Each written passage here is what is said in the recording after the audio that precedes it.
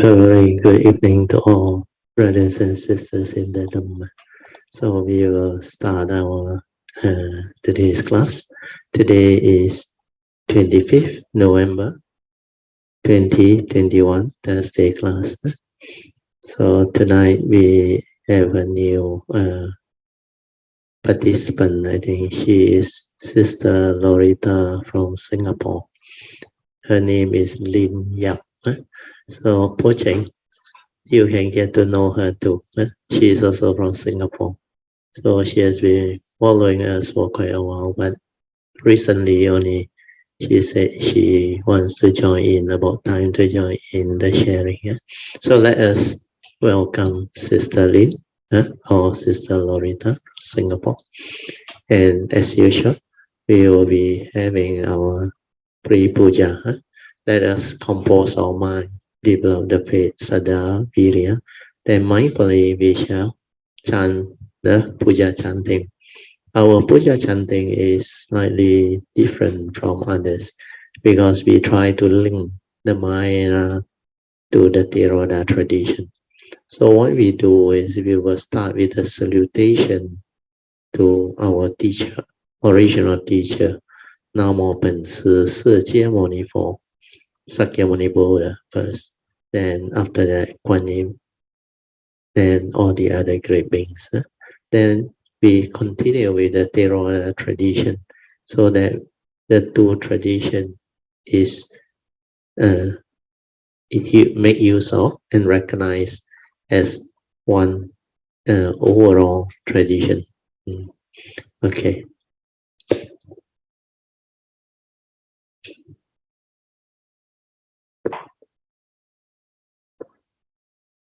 Namo Pansi Sikya Moni Pho. Namo Pansi Sikya Moni Pho. Namo Pansi Sikya Moni Pho. Namo Kuan Yin菩萨. Namo Kuan Yin菩萨. Namo Kuan Yin菩萨. Namo 阿弥陀佛. Namo 阿弥陀佛. Namo 阿弥陀佛. Namo 弥勒佛. Namo 弥勒佛. Namo 弥勒佛. Namo 普贤菩萨. Namo 普贤菩萨. Namo 普贤菩萨. Namo 地藏王菩萨. Namo 地藏王菩萨. Namo 地藏王菩萨. Namo 佛菩萨.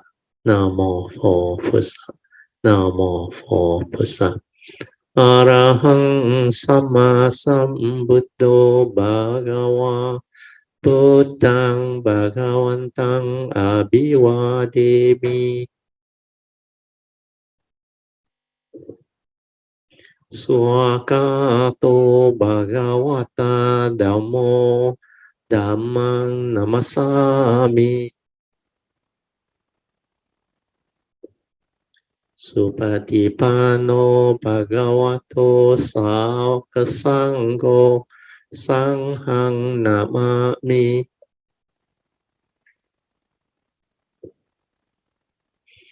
Namo tassa Bhagavato Arahato Sama Sambuddhassa. Namo tassa Bhagavato Arahato Sama Sambuddhassa. Namo tassa Bhagavato Arahato Sama Sambuddhassa. Buddhang Saranang Gacchami. Dhammang Saranang Gacchami. Sanghang Saranang Gacchami. Dutiyampi Buddhang Saranang Gacchami. Dutiyampi Dhammang Saranang Gacchami. Dutiyampi Sanghang Saranang Gacchami. Tatiyampi Buddhang Saranang Gacchami. Tatiyampi Dhammang Saranang Gacchami. Tatiyampi Sanghang Saranang Gacchami. Panati Pata Veramani Sikkhapadang Samadhiyami. Adina dana veramani sikkhapadang samadhiyami Kamesu miccachara veramani sikkhapadang samadhiyami Musawada veramani sikkhapadang samadhiyami Surameraya majapama dathana Veramani sikkhapadang samadhiyami Sadhu, sadhu, sadhu. Okay, let us pay respect to Pujam. Padang Pujami.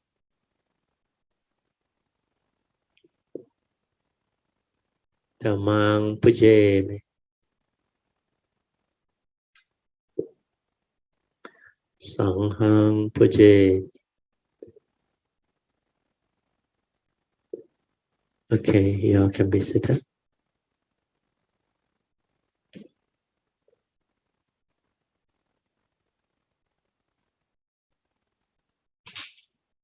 Okay, for Sister Lin, since you are new, maybe I will brief you a bit on what we do, our session. So initially, we will commence with a Pre-Puja. Our Pre-Puja is like what we have gone through just now. This is to develop our respect, our faith, our salutation, affinity with the Triple Gem. So when we chant our salutation, we pay our respect. Then we take refuge. After we take refuge, we renew our 5 precepts. Then this will give us faith. With faith, we will commence our sharing.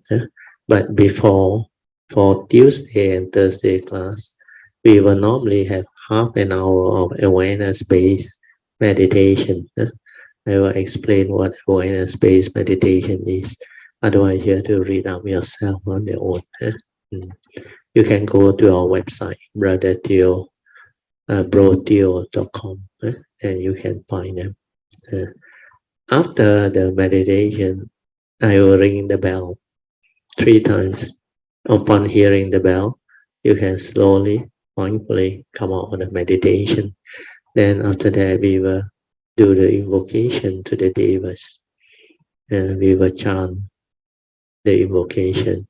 Then after that, we will go through the salutation of the Triple Gem, means salutation to the Buddha, salutation to the Dhamma, and finally salutation to the Sangha, so that we know what the Triple Gem are, the characteristics and meaning of the Buddha, Dhamma, and the Sangha. So all these are very useful, very important. Then after that, we will continue with our Dhamma sharing. So at the moment for Tuesday and Thursday class, we will be sharing this Lotus Sutra, or in Mandarin is called 妙法蓮華經. So this 妙法蓮華經, the exact English translation is 妙法 is wonderful Dhamma. The wonderful Dhamma, Lotus Flower Sutra. 蓮華 is lotus flower. Jing is Sutra. So today is our second lesson. We are using this book, a simple explanation of this wonderful Dhamma Lotus Flower Sutra by Venerable Master Hsuan.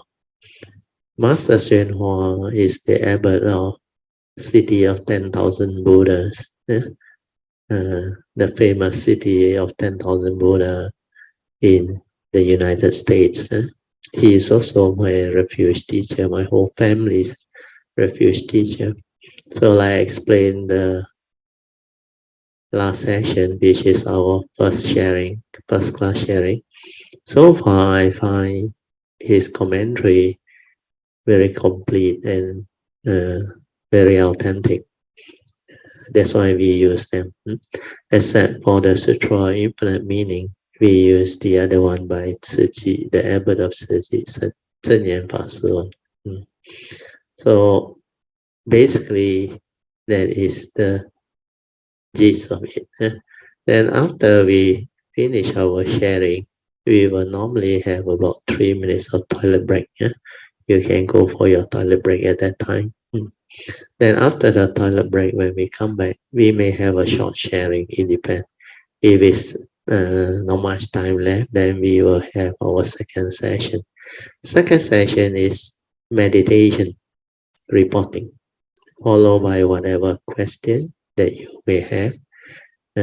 You can ask them question regarding the meditation, the teaching, or how to apply what you have learned, means the Dhamma, to help you understand life and solve your whatever problem or situation in life. So these are the things that we will have in the second session. Then if you have your own cultivation experience, you want to share, you can. Dhamma in daily life and all those things. Then after that, we will have our closing puja, which is a sharing of merits.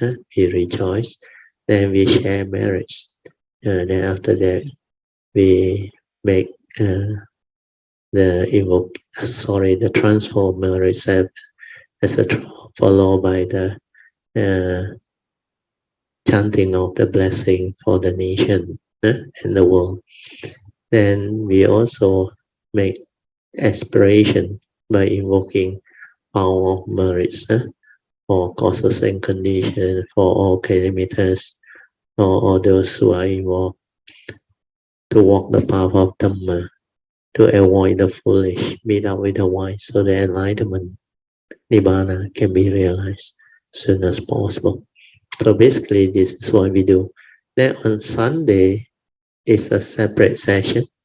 Sunday, we will be sharing from another book. Sunday sharing is normally from my Sutra transcript book. All the talk that I have given, the whatever transcript that we have developed, I am going through them so that people can develop more stable understanding and clearer understanding. We will be sharing from this book, the Sunday class, the fourth lesson of the 6 Patriarchs Platform Sutta. So this one is based on sharing that I delivered in the year 2015. So this subject and this session, they did the transcript. That's why we will be going through them. So basically, that's what you will go through with us. So with this, I think we will have our half an hour awareness-based meditation. I will off the light. Then you can meditate from your side. You just have to remember just a few things. What is awareness-based meditation? Awareness-based meditation is not thought-based meditation. Means you develop the meditative training to develop awareness within, so that you can realize your awareness nature, which is your silent mind or your true mind. And your silent mind or your true mind is the meditative mind that Huining talked about.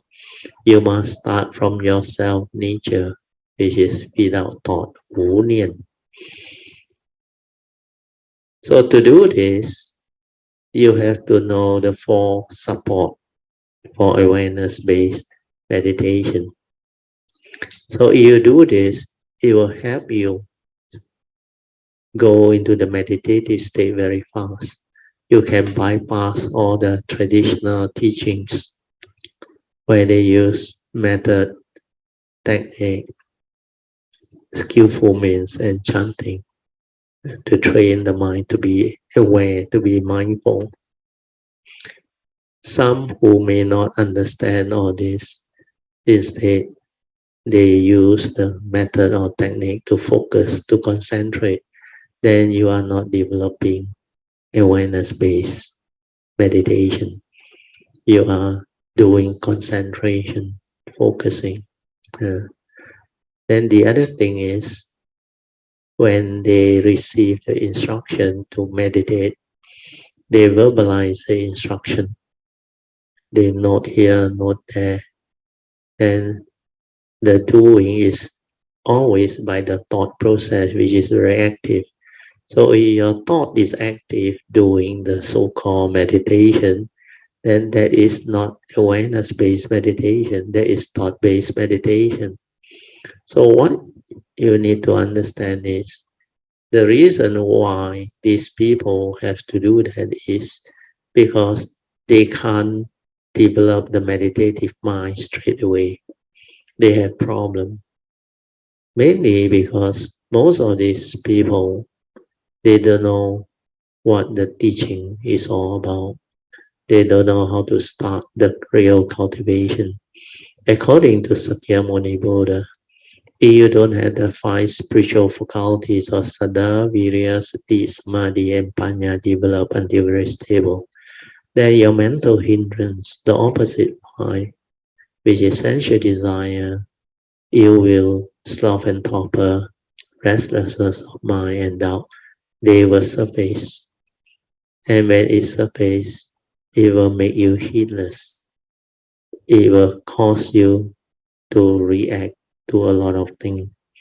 So essential desire, you will are the first 2 mind state that stir. It will trigger off like and dislike, or pleasant and unpleasant sense experience.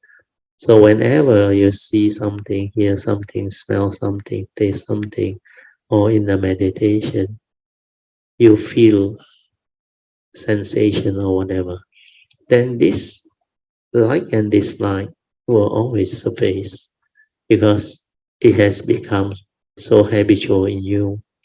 When the mental hindrance of sensual desire, it will keep on arising until it becomes so habitual. So this thing will become habitual tendency that makes them heedless, think a lot. And when you have fear, worry, anxiety, it's because you lack a stable mind, you lack faith, you lack virya, you lack mindfulness.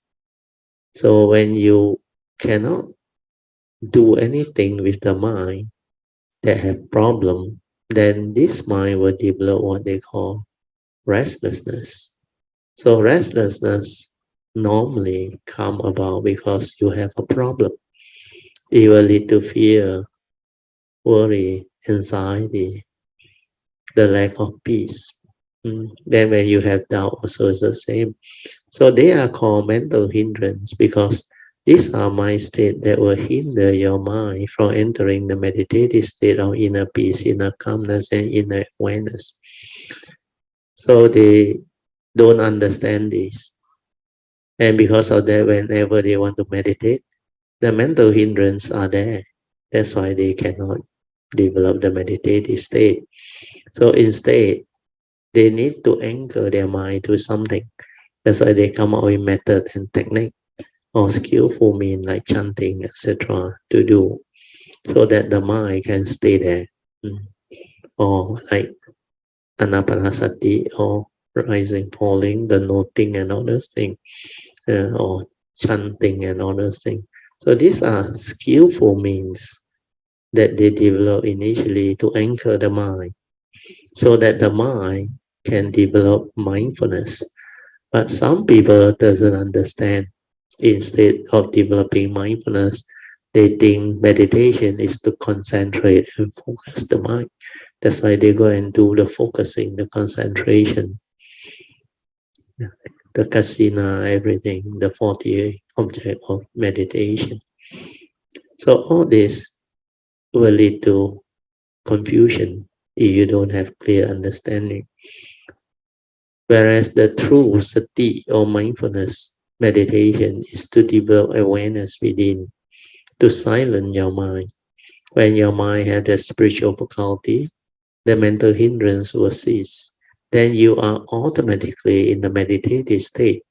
Because when you have saddha and virya, your mind is very calm because of your faith in the Buddha and his teaching. Then the virya will make you awake. You will not be sleepy. Then when you have sati or mindfulness develop until very stable, then you don't think. You are just aware. You can be aware of your object of meditation or anywhere your mind is. That's how you meditate. Then when your sati or mindfulness stabilize, it becomes samadhi. With sati and samadhi, your mind is collected and unwavering. Then it can see things as they are, to awaken to insight into phenomena, to develop wisdom. That's how the fifth spiritual faculty, panya, come into being. So when you have the five spiritual faculty developed, your mind is automatically in sati, aware, silent, with samadhi. So that is the meditative state. That is how you meditate. So tonight I will teach you the four basic support to develop this awareness-based meditation, so that you no need to go through all the methods and technique and all the other skillful means that people do. Like Huineng say, it takes you direct to the true mind. So to do that, what you need to do is to remember the first three support. First one is relax. Relax body and mind completely. Relax means let things be at ease. 自在, in Mandarin it's called 自在. So when you are relaxed, you are at peace, you are at ease, you are not trying to do anything. That's why when you relax body and mind completely, your mind is free. There is no tension, no stress, nothing to do. That's why don't try to know, don't try to do anything, just relax. Then your mind has to be in a state of clarity.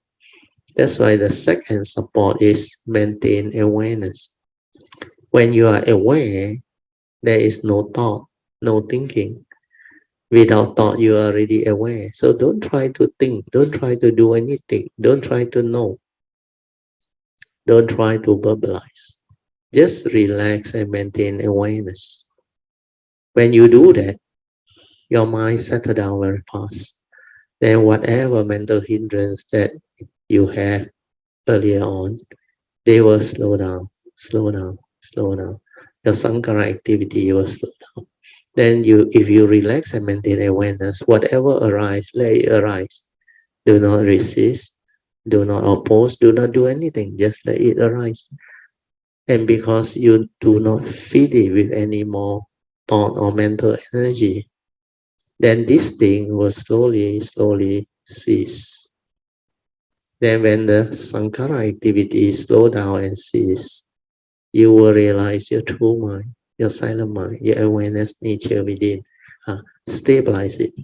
So the third support is to maintain the awareness for as long as you can, preferably throughout your waking moment initially, and later on, even in your resting or sleeping moment, when your body rests, you can also maintain the awareness within. And after that, stabilize the awareness nature until it's very stable, until you can distinctly understand that there is another nature within you when you don't think. Then you will come to understand clearly what that nature is, that true mind. That is your true mind, your true nature. Then without thought, that nature will arise. Once the thought arises, you will be lost in thought, preoccupied with the thinking. That's why our mind, we can only do one thing at a time. Either we are aware without thought at the moment, in silent inner awareness, or we are thinking, lost in thought, preoccupied with whatever thought that we create. So this is where meditation with understanding comes in. you can develop this understanding, then you can progress very fast. Then your sati will stabilize, your awareness will stabilize, then your meditation will progress and you will do very well. Okay, so with this, I will let you meditate on your own. Then for those who already know how to meditate, quite advanced already, you will be able to immediately within maybe 1 or 2 minutes, sometimes immediately, or sometimes within less than 3 or 5 minutes, you will enter the meditative state of inner awareness. Then just stay there. You can stay at your object of meditation or stay at your heart area. It's up to you. Because when your mind has stabilized, means your mind has entered state, it will become very sensitive. Then wherever you locate this mind, it will detect many things. Then it will transform until that mind become very, very different. That is the meditative mind. That mind can observe, can see, and can understand many things. Then if you have the ability to develop that, the fourth support is trust. This one you seldom do unless you can progress to a certain stage of stability. Then trust means the last support is to allow your awareness nature to do the meditation by itself. Do not interfere with the thought process. Do not interfere with the thinking. Just let things be. Let the awareness nature move. So that nature will move and do whatever it wants. Then if you can allow it to be, it will move and it will detect by itself. So finally is to have the ability to detect your gateway to your nature, which is around your heart area. But you have to be relaxed and completely silent, still. When you are in the state of tranquility and stillness without thought, no thought movement, the awareness nature is very sensitive. And that one, it can detect the gateway to your nature. Once you detect it, it will move by itself. Then the whole of the movement is very soothing. Then the person who went into it will know, who understand that all of your external yin-yang energy will melt inside the gateway and transform your consciousness internally. Then the internal movement, the nature will move by itself. So this is what you need to understand. This is a brief summary of what awareness-based meditation is. Okay, you can slowly, mindfully come out of the meditation. Try to maintain whatever inner peace, inner calmness, and inner awareness that you have developed for as long as you can. These are your meditative mind state, your silent mind, awareness within, that you need to make use of to develop the mindfulness in daily life, to be heedful in the midst of life, to cultivate apamada or heedfulness.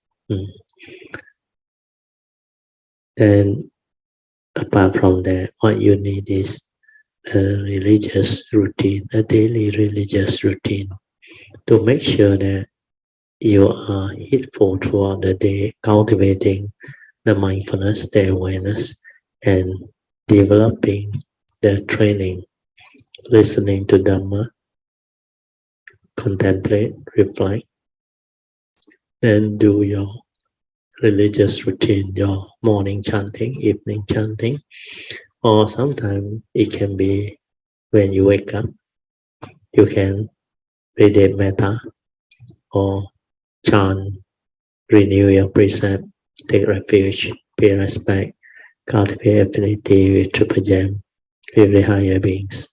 Then after that, you can sit and meditate for a while. Then after that, share merit, transfer merit, then you start your day by being mindful. So for those who have the interest of chanting the sutta or what you want to chant, you can to develop the faith and understanding. Then for those who wants to listen to Dhamma, you listen. Those who want to cultivate through reading the text or the book or the transcript, you can. Then there is also your daily duty, your daily life that you need to attend to, especially if you are working, if you are a family person, if you have to do a lot of worldly things to fulfill your duty. You have to do that mindfully, with awareness, with understanding. Then learn to apply the Dhamma in the midst of life, how you live your life, how you develop understanding and all those things. And be mindful throughout. If you do that, you will progress. And for those who are more stable, more advanced, if you want to take the Bodhisattva vow, you can. And that will help you in your progress along the path of Dhamma. If you do that, you progress very fast. The Bodhisattva vow, there is a yellow 4-page, and you can use it to do it. Okay, now we turn to page 6 of the chanting book. This chanting book you can turn to page 6. We will do the invocation to the Devas. Invocation to the Devas. In this universe, in their entirety, let the deities or Devas come here. Let them hear the good teachings of the King of Sages, which gives heaven and release Nibbana. This is the time to listen to the teaching. This is the time to listen to the teaching. This is the time to listen to the teaching.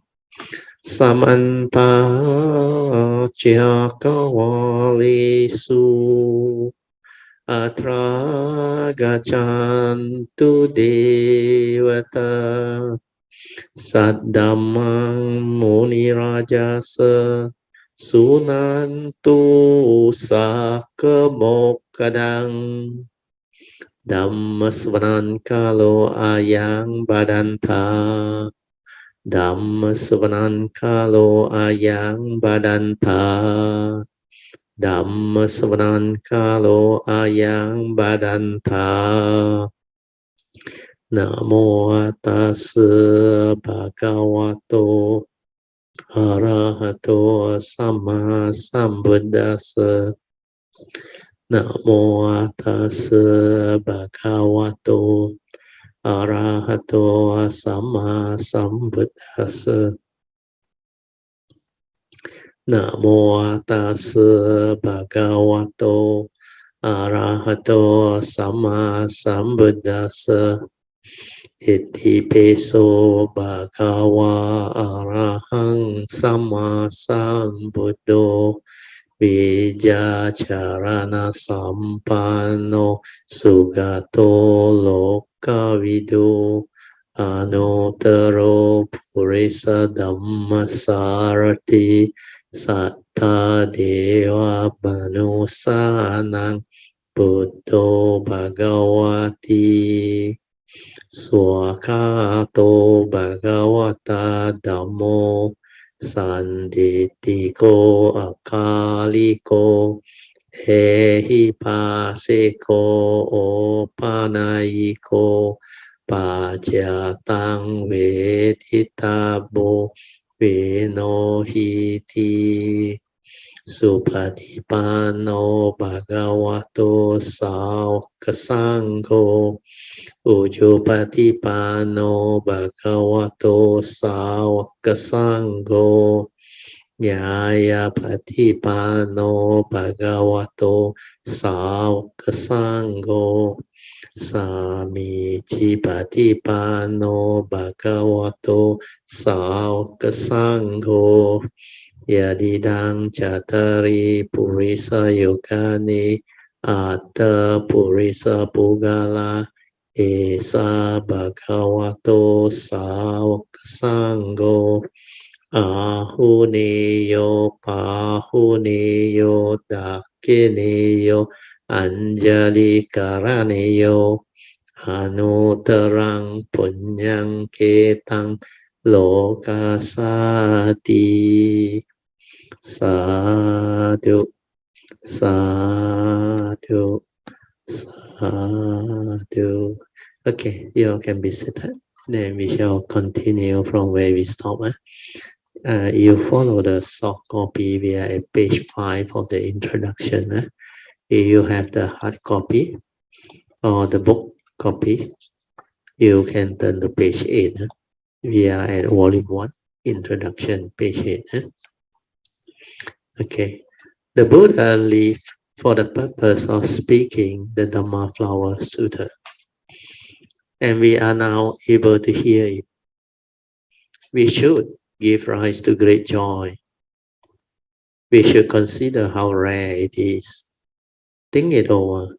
In all the years since the United States of America became a nation, how many people have had a chance to listen properly and truly to the Dharma Flower Sutra or the Surangama Sutra?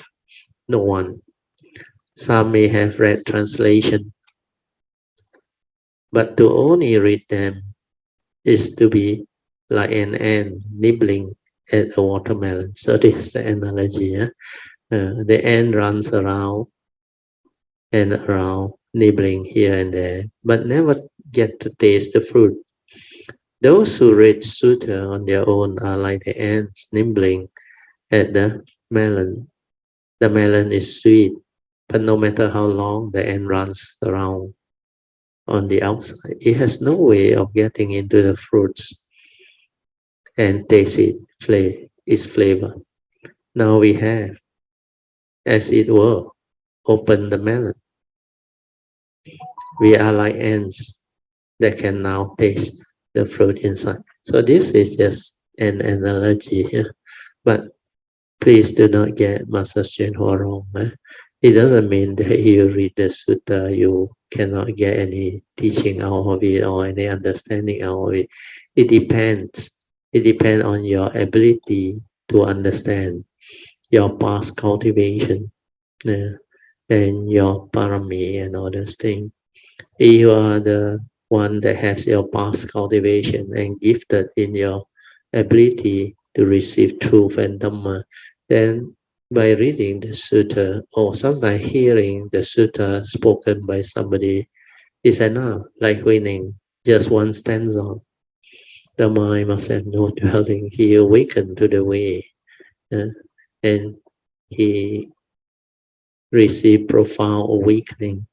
It's like that is how his mind is. His mind never dwelt because he was born without the mundane mind. That's why his mind never dwelt. Whereas normal people, like most of us who were born with a mundane mind, you don't know how to develop the meditation. Our mind dwells everywhere, every moment, every instant, because it's too busy, heedless, very capable in Hokkien. Everything also wants to get involved, wants to know. Everything also wants to analyze, reason, views, opinion, very strong.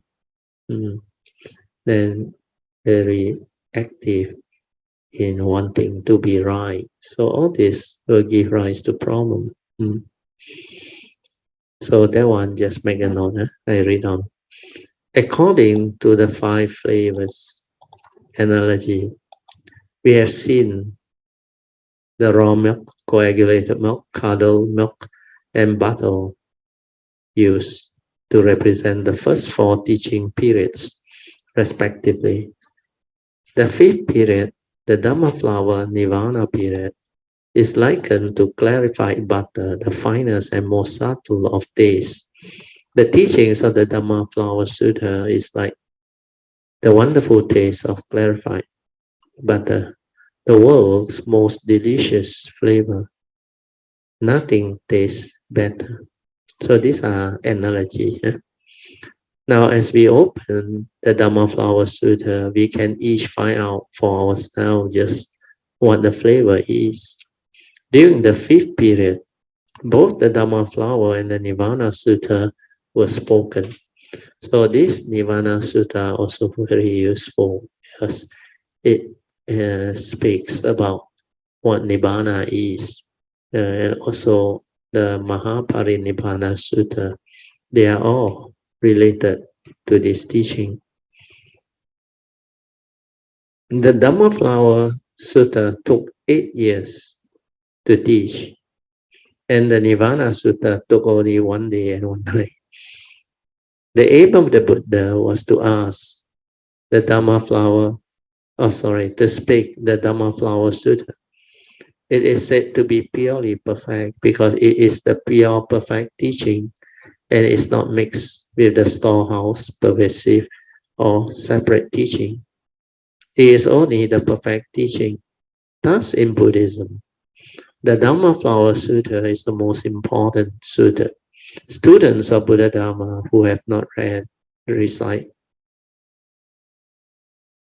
or heard it certainly cannot be said to understand the Buddha Dharma. Why not? The speaking of the Dhamma Flower Sutta was the final goal of the Buddha's life. If Buddhist disciples don't understand it, they don't understand Buddhism, for they have not understood clearly the wonderful Dhamma. So this one is referred to the ultimate teachings.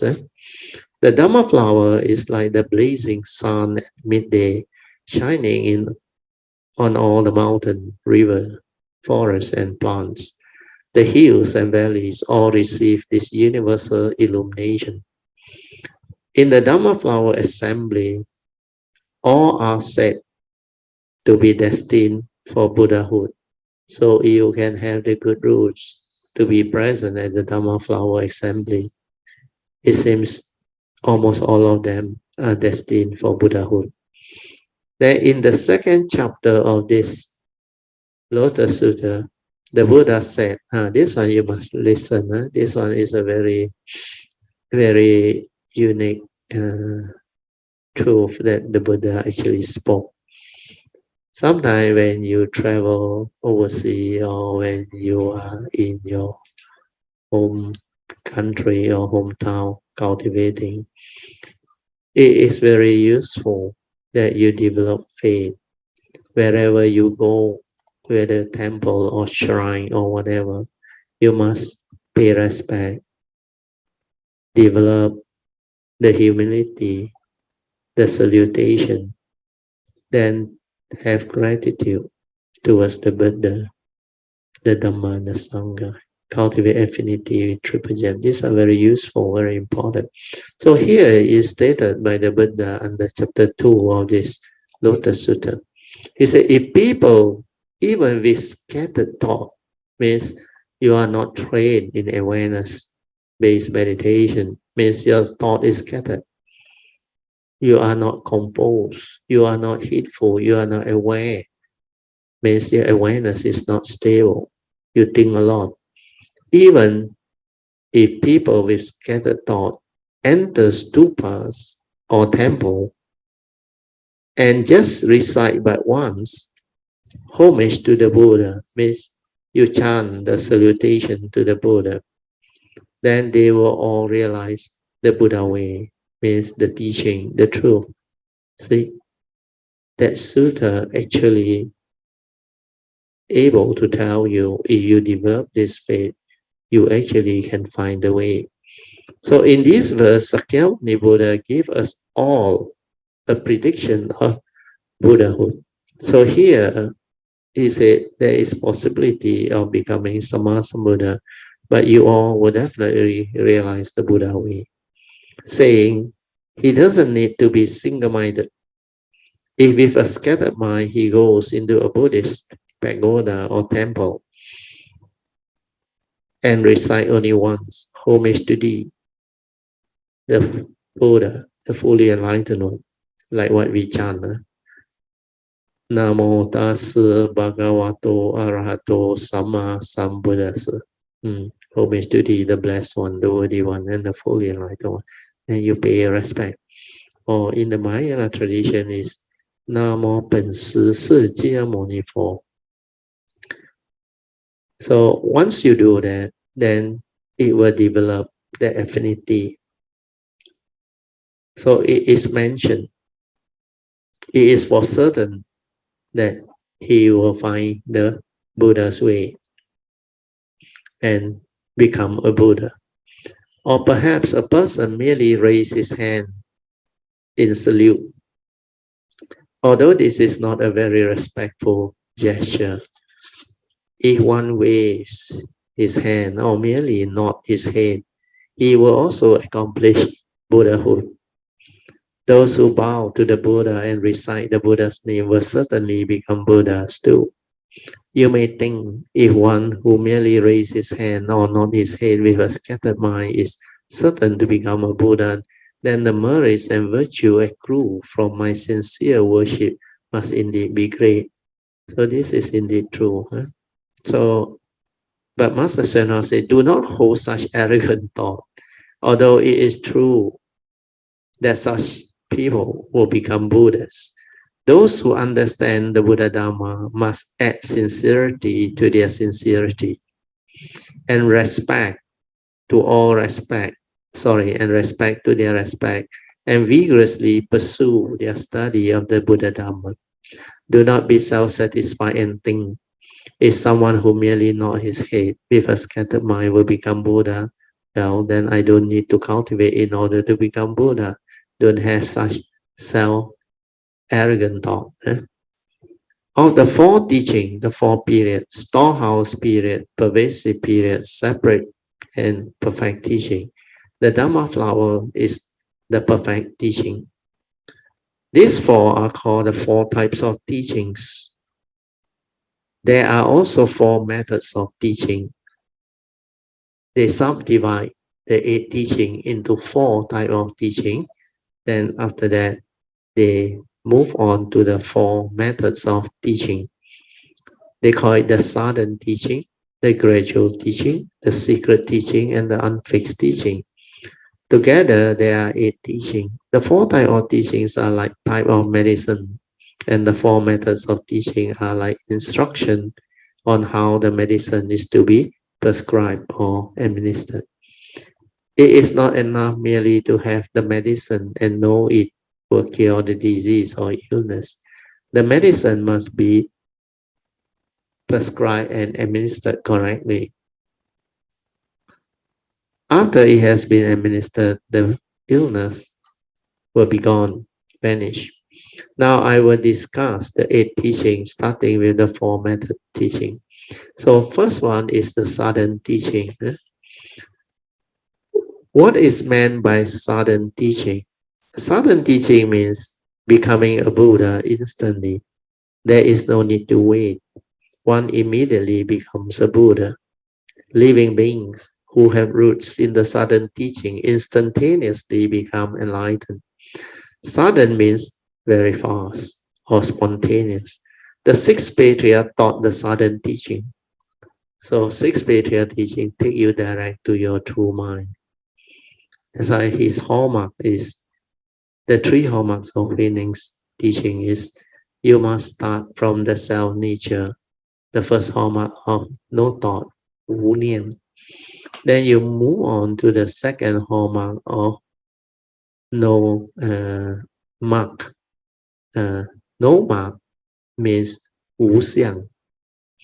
No mark of a self cultivating, no mark of others, no mark of Dhamma, no mark of life, living beings, Dhamma, everything.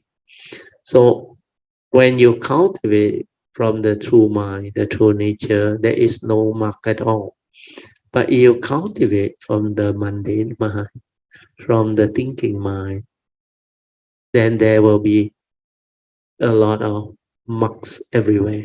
That's why Huineng say, if you don't teach meditation or teach the Buddha Dhamma direct from the self nature, then you are not teaching the true teaching, because the true teaching has no mark.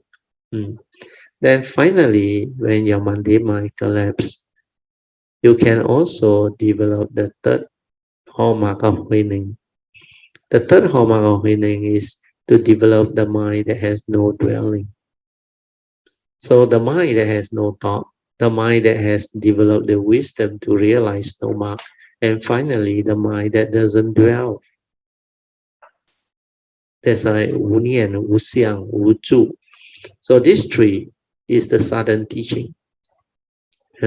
Especially the first one, no thought. You start from the true mind, the silent mind, the meditative mind, the awareness-based meditation that I teach you. And that one is the southern teaching. You will realize that nature, and you will know that nature is the eternal nature, unconditioned, unborn. And that one never died because it was never born. Then the other one, which is dependent, originating, condition, arising, causal, phenomenal, that one is the mundane mind, the thinking mind. The physical body and the consciousness trapped inside, that one is the human being or living being. And that one is not a permanent, unchanging entity. That's why you will see this clearly, distinctly. Then you will come to know that the first aspect of our aggregate of form and mind, the human being or the living being, they are impermanent.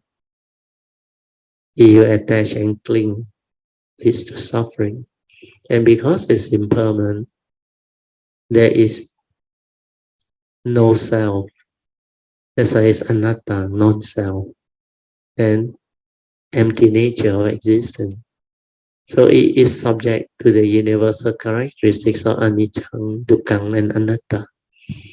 Even the second aspect of the five aggregate of form and mind is the same. The second aspect is the thought. The fourth aggregate of mind with the fifth aggregate, which is the what they call mental form, rupa. How does the mental form enters the mind? It enters through your perception, sanya aggregate. So when the mind perceives something, the external form enters the mind. So the four aggregate of mind together with the external form, it becomes a thought process. It becomes a thought. So the second aspect of the five aggregate of form and mind that the Buddha referred to under the Paticca Samuppada, the dwelling, is actually the thought, citta. So this one, you have to be really mindful, very stable in your awareness to see the links, to understand clearly who are you, what are you. Then develop understanding, self-knowledge.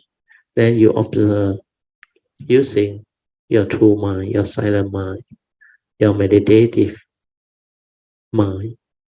So all this is awareness-based meditation. If you do that, you will awaken. You will become different. So this is a sudden teaching. Whereas the other gradual teaching was taught by great master Shen Xiu.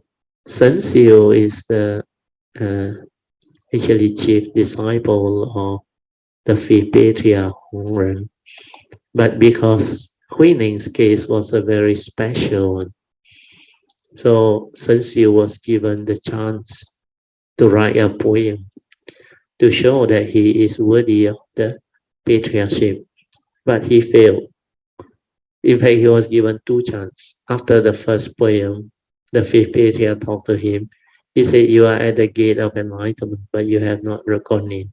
Write me another poem to show that you have that understanding so that I will immediately pass on the patriarchship to you." But since you couldn't, that's why it's meant to be. So finally, Huining became the sixth patriarch, and he inherited it from the fifth patriarch. And his teaching is so different from Shen Xiu. That's why it's called the silent teaching. So the Shen Xiu side, they call it the northern teaching, is the gradual teaching. Whereas Huining came from the south. And the southerner is supposed to be barbarian, they call, less educated. We have normally Beijing side, more educated one. But you don't need education to actually learn the Dhamma, learn the truth. The truth can be understood by simple mind, a person with clear, simple mind, not too much knowledge and too much intellect or too much education. You don't need that is not necessary. Where the truth is beyond words, beyond thought, beyond the intellect, the 文字. So all this understanding is very useful. Then we move on. The gradual teaching. Gradual refer to cultivation by degree. Sadhan means suddenly become enlightened, and gradual means to be enlightened slowly and gradually. So here, I think it's not really explained in sufficient detail for cultivator to understand. But if you read just this commentary, you may not know much. So this sudden teaching is that unless you have the good roots, you have parami from the past, and you can understand this type of teaching, then you can actually develop it like a lot of Kayanamita. In the early day, I can't share and teach it this way because traditional Buddhist teachings are very different. They are of the orthodox tradition, and even a lot of the Mahayana teachings, they also follow their traditional way of teaching. There is a lot of emphasis on method, technique, teachers, and also for Mahayana on the chanting, the Kongan, and all those things. But the teaching was not clearly explained. The whole full picture of the teaching was not really put together as a big jigsaw puzzle so that it forms a complete picture. When you have the complete picture, then it's very easy to cultivate, to meditate. Because if you were to look at the salutation to the Buddha, Dhamma, and the Sangha, these are the characteristics of the triple gem. The Buddha, of course, is the 9 great virtue. That's why we chant Iti Peso Bhagawa Arahang Samma Sambuddho, etc. So that one we know. He is teacher of man, God. He has his perfection. He is a guide incomparable and all those things. Then he is the fully enlightened, worthy of respect and all those things. Then we move on to the salutation to the Dhamma. This one is very important. The Buddha said, Swakato Bhagavata Dhammo. Well expounded is the Dhamma by the Buddha. So Swakato Bhagavata Dhammo is to tell you that this Dhamma is very unique, very special, very well expounded. Then after that, the Buddha explained what are the characteristics of this Dhamma. That's why he said after that, he said, this Dhamma is sanditiko, akaliko, ehipaseko, opanaiko, pachyatang veditabo, vinohiti. These meaning are very deep. Sanditiko means this Dhamma can be realized in the here and the now. No need to wait till after that. The promise after that. No such thing. So all those type of religion or teaching is out, not the Dhamma already. Where it can be realized in the here and the now. No need to wait till death, only go and find out. Because the promised land and all those things is after you die. Then apart from Sanditiko, this Dhamma, the Buddha says, is akaliko. It is the timeless. Timeless here means beyond psychological time. Psychological time means thought process. When the thinking starts, there is psychological time. The other one is physical time. Physical time, you cannot change. You cannot stop. Your physical time is a measurement. Whereas psychological time is at the mind level. If you don't think, it is the timeless. Even the scientists know. If you travel at the speed of light, you reach the timeless. Because time is a fourth dimension. There's a formula. It depends on your speed. So all this can be understood. So if it's sanditiko and akaliko, then it's easy to differentiate the true teaching, the true Dhamma. Means I must not use an instrument which is thought-based to develop the meditation. If I use an instrument which is thought to meditate or to develop the meditation, then how can I realize a state of enlightenment which is beyond thought? That's why this is the key to unfolding the southern teaching, the correct meditation. That's why I share and prefer to teach the awareness-based meditation, so that you don't use the wrong instrument. The instrument has to be like what Huining said, that self-nature, that true mind, that silent mind. When you are without thought, wu nian, that is your true mind, that is your silent mind. When thinking stops or sankhara activity cease, that true mind, the awareness nature surface. In fact, it was always there. It's because you are preoccupied with your thought process, your thinking. That's why you fail to realize that you have another nature within, the true mind, the silent mind.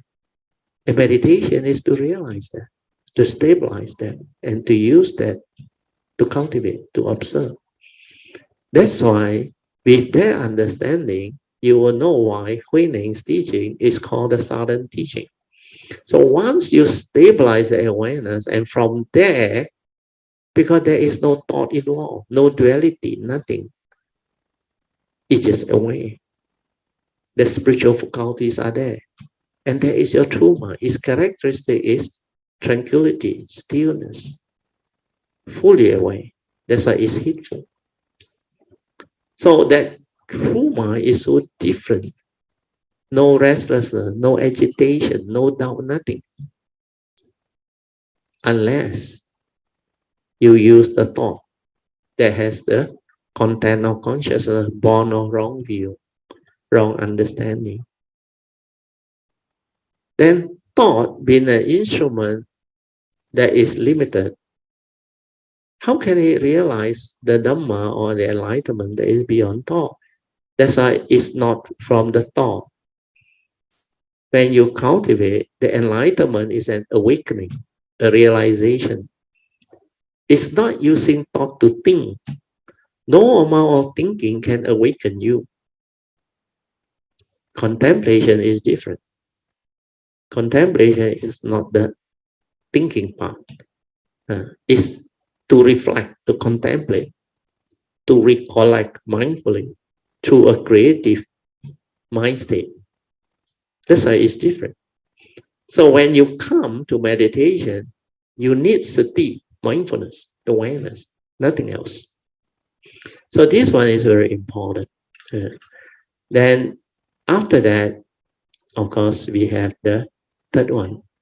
Sanditiko, akaliko, ehipasiko. This Dhamma stand up to investigation. The Buddha said, you are welcome to investigate into this teaching, because this is the truth. If it's the truth, it will stand up to investigation. Everything he teach, all the Dhammapada versus the essential Dhamma, or you can put it to test. These basic essential teachings, the Four Noble Truth, the first, second, and third turning, everything. That's why once you put it into test, you become very strong in your faith, in your ability to understand this teaching. And that faith is not born of belief, blind faith. It's the faith born of understanding, of investigating, after you have investigated into it and it stand up to investigation. Like Dhammapada verse 1 and 2. Mind is a forerunner of all things, mind is chief. When mind arises, all things arise. So if you were to act with a heedless mind that has the evil roots of greed, hatred, and delusion, then suffering will follow you like a wheel that follow the hoof of the cart. So this one is Dhammapada verse 1. If you don't believe, you put it to test. If you are mindful, you are aware, you can see throughout the day. Living beings who don't have the mindfulness, heedfulness, and the awareness and the Dhamma, they suffer so much because heedless living, they always arise the wrong thought, the unwholesome thought that has the evil roots of greed, hatred, and delusion. Right? Dhammapada verse 2, the twin verse. If you know mind is the forerunner of all things, mind is chief, and when mind arises, everything arises, then you must act, speak, and think with a wholesome mind, with a pure mind that is free of all the evil roots of greed, hatred, and delusion. Then happiness will follow you, like your shadow that never leaves you. You don't believe? You put it to test. You can be mindful, aware, to ensure that all your mental intention behind your speech, your action, and your thought process is without the evil roots of greed, hatred, and delusion. You check, your life become beautiful. You are always joyful, happy. That's why happiness will follow you, like the shadow that never leaves you. It's all the time there. So this gives you confidence. And it's so easy to check. No need to believe anything. The fourth characteristic is even better. The Buddha said, this Dhamma is sanditiko, akaliko, ehipasiko, then opaniko. Opaniko means this Dhamma lead inward into our nature. So if whatever teaching that is not awareness based, that doesn't lead to your nature, that is not the true Dhamma. Then after it lead inward into your nature, it has another characteristic. Pacetang veditapo vinohiti. This Dhamma is pacetang. Means what? Can only be realized by who? By the wise, each for themselves. If you have not awakened, you cannot understand this Dhamma. That's why this Dhamma, you no need to check. The form and mind that go through will understand. And you no need to like go and seek confirmation or anything. No. That form and mind that go through that process will understand what that teaching is. But it can only be realized, awakened to by the wise, each for themselves. So this salutation to the Dhamma is so important. With this, you will know how to meditate. Then when it comes to the gradual teaching, I will explain a bit. The gradual teaching is different. Gradual teaching is the traditional standard teaching. Like Sun Xiu, they all teach. They use the thought process to teach, thought-based. Use the mundane mind to study the scripture, the teaching. Then after that, use it to cultivate. They go through the three phases of Dhamma. Pariyati, learning the teaching. Then putting it to practice. Patipati. Then the third phase is, of course, the fruit of the hard work and all those things, Pativeda. So when it comes to learning, they use thought instead of listening, reflection, contemplation, then meditative mind, silent mind to insight into phenomena. So first turning, second turning, and third turning wisdom, they will arise. But the gradual teaching actually go into this very, very slowly. They gradually read. They gradually use the mundane mind to actually read the teaching. the sutta. Then what happened? After that, they interpret what they read, or they look up in the commentaries. Then they follow what is popularly accepted. They follow without knowing whether it's the truth or not, because they haven't tested it. They haven't put it into investigation. They haven't realized themselves. Then they come out with method and technique to meditate. A series of instructions to do things, thinking that is meditation.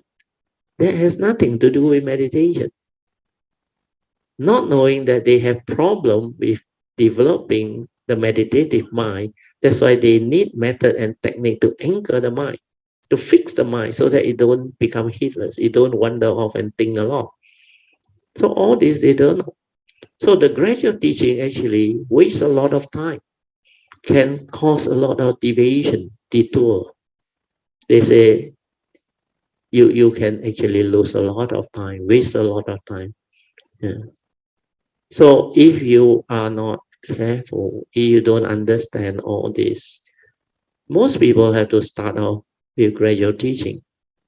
Like that day when Susan Tay from Klang and Miss Lee came, we discussed this topic. We said all the earlier problems, well, by now they already know that they have gone through like Yen Wang Lu, means all those before they understand, they gone through all those type of cultivation and teaching. So they also got caught. But now, after they understand, then we discuss. Then I told them, you can't blame yourself for going through that, or all these people to follow that. Because if you don't have the understanding from the past, there is no way you can understand all this. If you don't have a teacher that can guide you and teach you, there is no way you can come out of it. Why? So I told them, when you start looking for meditation, what is the thing that you use to seek? Of course, it's your thought process, isn't it? Your mundane mind, but that is the only instrument you know. How can you know that there is another mind that is beyond the thinking mind, the what they call mundane mind? How do you know that without thought you are already aware? So the inquiry earlier I give to you all is, without thought, who are you? That is the most profound. That is more profound than all the koan, like who is chanting the Buddha's name and all those things. Without thought, who are you? And what is thought? The five aggregate of form and mind, the second aspect. And what is this physical body and mind? The physical form and mind, the first aspect. So all this, nobody understand, nobody teach. That's why you can't blame them. How can they start from a point of Wu Nian, without thought, the first hallmark of healing? Where nobody understand. Nobody can teach this way. In fact, for me, my nature understand. And yet, when I started, I find it so difficult to teach this way. Well, if I were to immediately teach like that, everybody run away. Because it's not the traditional way of teaching. Everybody asks, what do you teach, Brother Teo? Vipassana or what? If it's not Vipassana, they don't even want to listen. Yours got jhana or not? Got jnana or not? Oh. Yeah, at that time, jnana was so popular. One-pointedness, concentration. So those were the conditions at that time. That's why I can't say anything. I cannot go against authority because that is the popularly accepted authority, the tradition at that time. And even a lot of people, they used to comment, a monk full-time also cannot get it, you think so easy, we all lay people, we don't stand a chance, man. Then especially when I come out to share, I'm just a lay person. He said, who is this guy, brother? How come he teach like that? Book also never write. They go and learn from monk. Monk also don't teach like that. That's why it's not easy.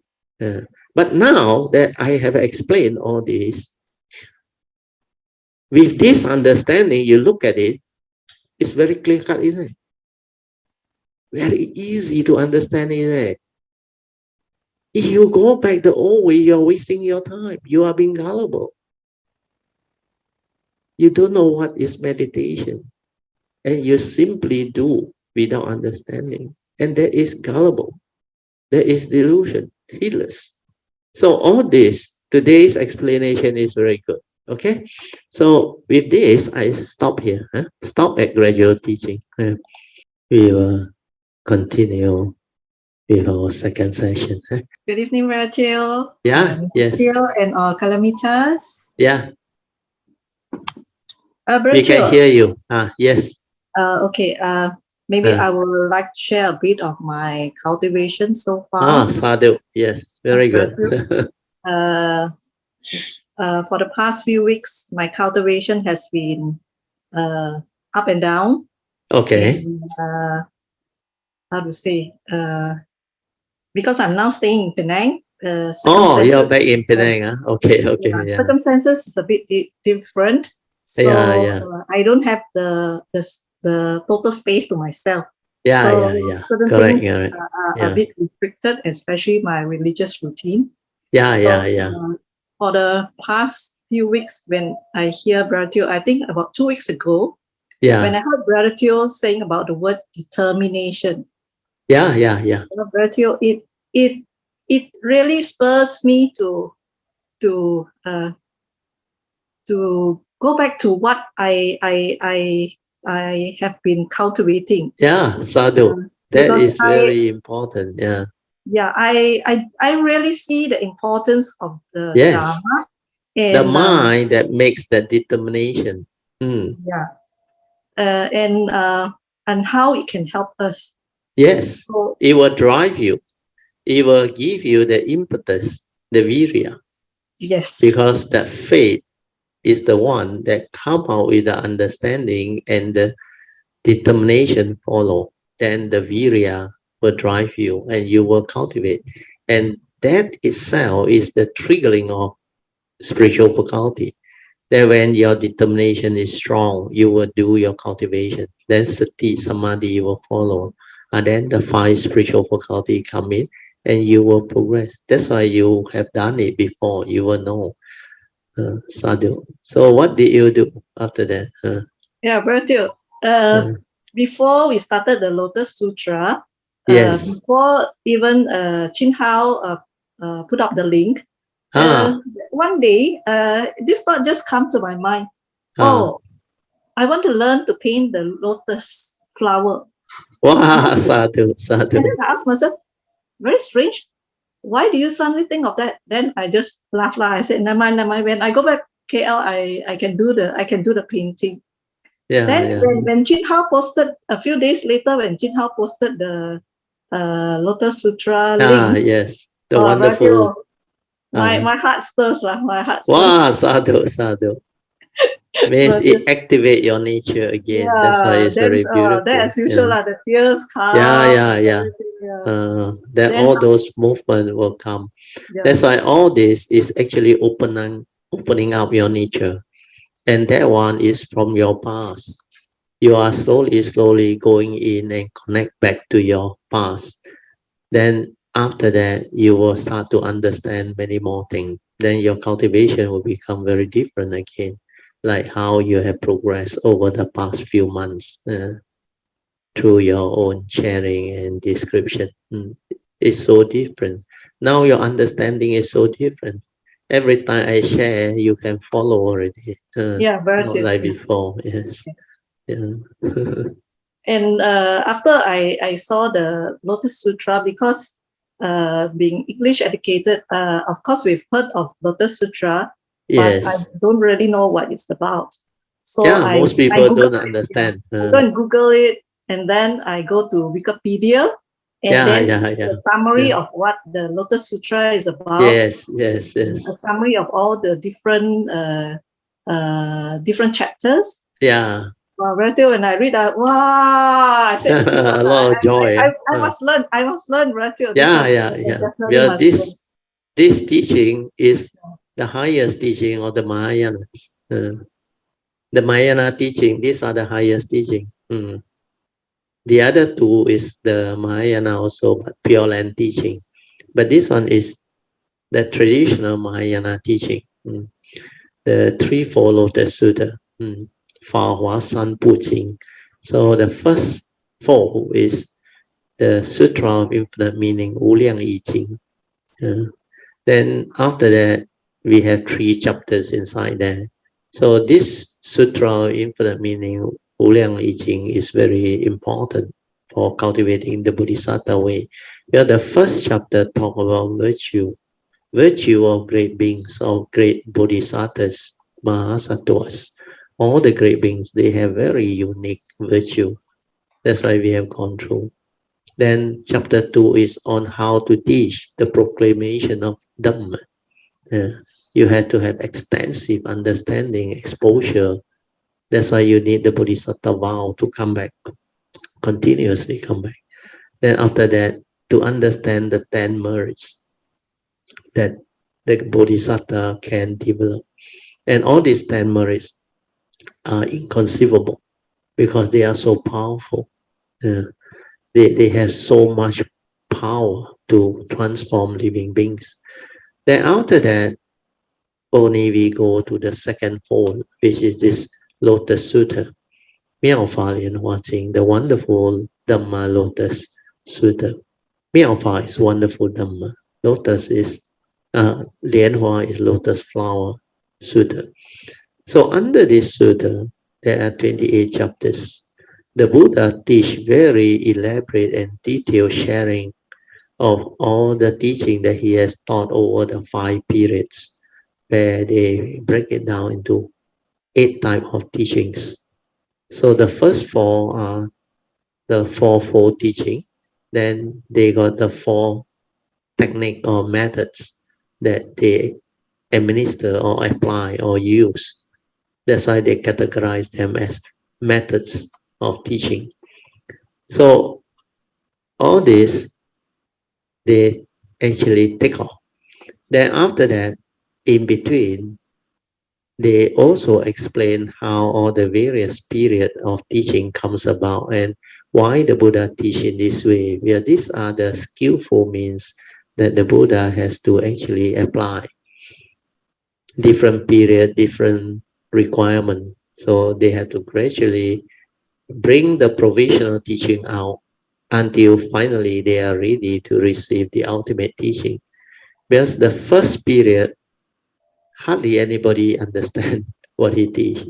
They call it the Avatamsaka period. That time, all the sound hearer, the Arahant, the sainthood, all cannot understand. They were not ready. So only the great beings, the Mahasattvas and all the special beings, Bodhisattvas and the rest, can understand. Then the Buddha has to come out with all this provisional teaching. That's why we have the Theravada, the Agama period, or the Vaipuya, then the gradual teachings and the perfect teaching and all these things. So all this, they follow. Then finally only the Dhamma Flower, wonderful Dhamma Flower Lotus Flower Sutra. This is the final teaching, the ultimate teaching. They call it the perfect teaching. So this one, it also gives a lot of prediction of Samasa Buddhahood to a lot of the disciples of Sakyamuni Buddha. In fact, all those who attend, they actually, according to the sutta, they are destined for Buddhahood. But the one that received the prediction are actually supposed to be a lot more. But it's mentioned, I think, here and there, the 12,500 and all those things. Then there is the main 500 and all those things. So all these are very interesting teaching. And I like Xuanhua's commentary because it's very complete. So out of the 28 chapters, I think he spoke on for very long, and it came out in 18 volumes, if I'm not wrong. There were 18 volumes. So each volume is quite thick. So once we share this one, you all will understand a lot more how the provisional teaching, like I explained, how they started off with the provisional teaching, which is Theravada, Orthodox teaching and all those things, and how it evolved and assimilate all the other teachings until finally the provisional will actually prepare the base for them to receive the higher teaching. That's how all this come about. That once you know this second fold, the third fold is meditation, complete focusing on meditation. That one is Samantara Bhadra, Pu Jing, the sutra of meditation on Samantara Bhadra, understanding and vows and all those things. So this Pu Jing, the meditation sutra or Samantara of Bhadra Bodhisattva, is the final fold. Once we go into that one, you will have the full understanding of this threefold Lotus Sutra. That's why it's very important. Okay, you can continue with your sharing. Easy, yes. Yeah, Brother, I feel indeed blessed to be able to learn all this sutra, especially being English educated. You know, like it's like, yes. It's like how do you say? It's like, oh, we know there is, but we don't really take the trouble to go and read it or really go into depth about all this type of sutra. Yes. The only thing that have been keeping me straight in these past few weeks is actually I was quite quite focused on at least doing once my religious routine together with my Bodhisattva vows. Yes, that one very important. That I do not wish to break. So with that, I feel that I have very deep understanding especially after when I was chanting my Bodhisattva vow. Yeah, after you go on that Bodhisattva vow training, that is about 3-4 months ago, I think. Because with that, the determination to fulfill my vows. Become very strong. Because you have that parami from the past. And yesterday, when you started the Lotus Sutra, so at night when I was about to go to sleep, I told myself, okay, do your lying down meditation. Yeah, sadhu. Wow, the energy is sure very strong.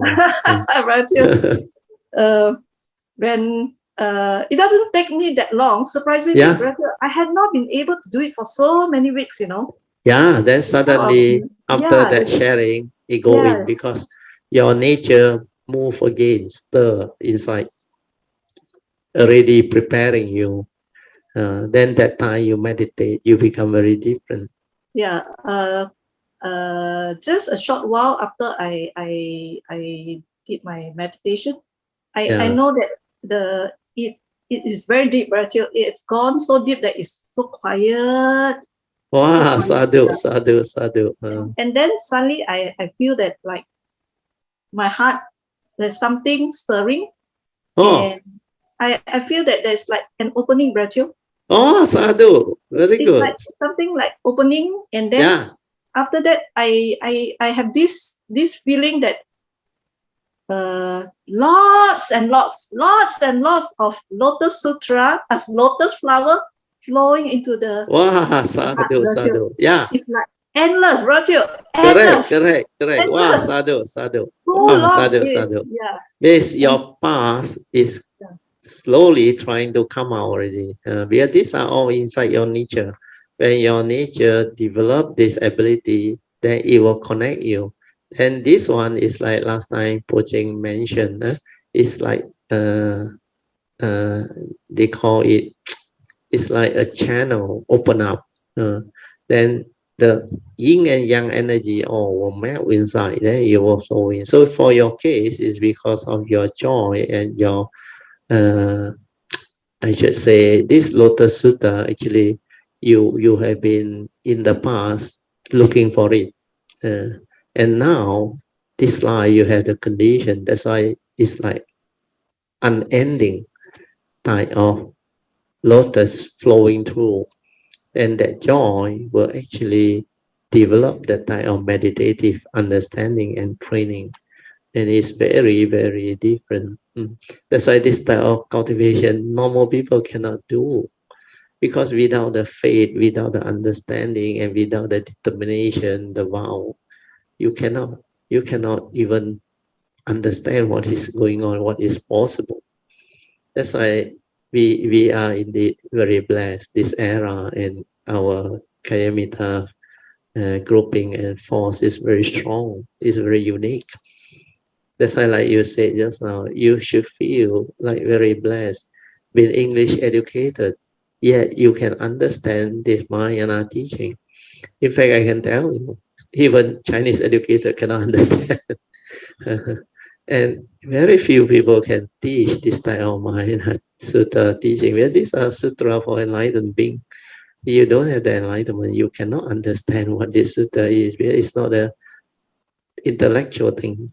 Then, like I explained earlier on, the whole teaching was like over the years since the Buddha's time until now, like distorted or lost the potency and all those things.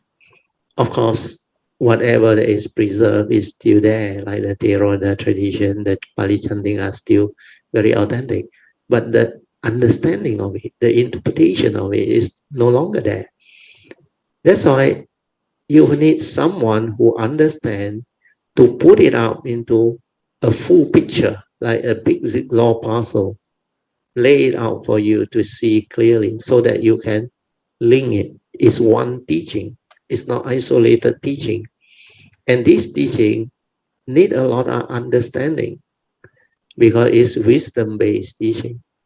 It's not knowledge-based teaching. It's not an intellectual thing. It's about wisdom, awakening. Dhamma is about truth. Then even to organize the understanding of the Mahayana teaching is not easy, like I explained the other night. There are pro and con of Theravada and Mahayana. Theravada got the advantage of the Pali canon and the Pali chanting to preserve the teaching, and that one is very useful. They are still very authentic, but they lack the understanding of it, the interpretation. The commentaries a lot are not accurate and not correct.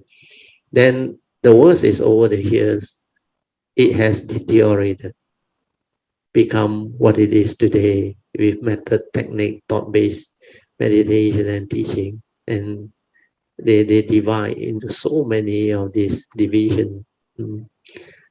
Then when it come over to Mahayana like take off to a higher plane and dimension until they lost the basic foundation, the essential Dhamma of the Theravada not there. So you go to Mahayana temple or you learn from Mahayana temple or way place. It's very confusing. You don't know where to start. They ask you to do all the usual Mahayana type of training. They say sweep the floor, carry water, do your household thing. And they don't really explain to you that you have to develop daily mindfulness. Then they ask you to do chanting, Kongan. Then every now and then the sutta and all those things, they go through with you. But you don't know what is going on, the head or tail, not clear. So because of that, we need to actually look at all this. That's why my nature look at it. Then I ask myself, how can I share with the living being, especially the English educated one? Where I realize the English educated one is the one that is like neither here nor there, hanging. Because without the Mandarin base, very difficult to understand Mahayana teaching. Then without the understanding of the essential the Dhamma, and the awakening. Even Theravada teaching also become very theoretical, very difficult. That's why I finally come out with my own understanding to share. Where I ask myself, this teaching is so beautiful. How come it's not able to actually share with the world?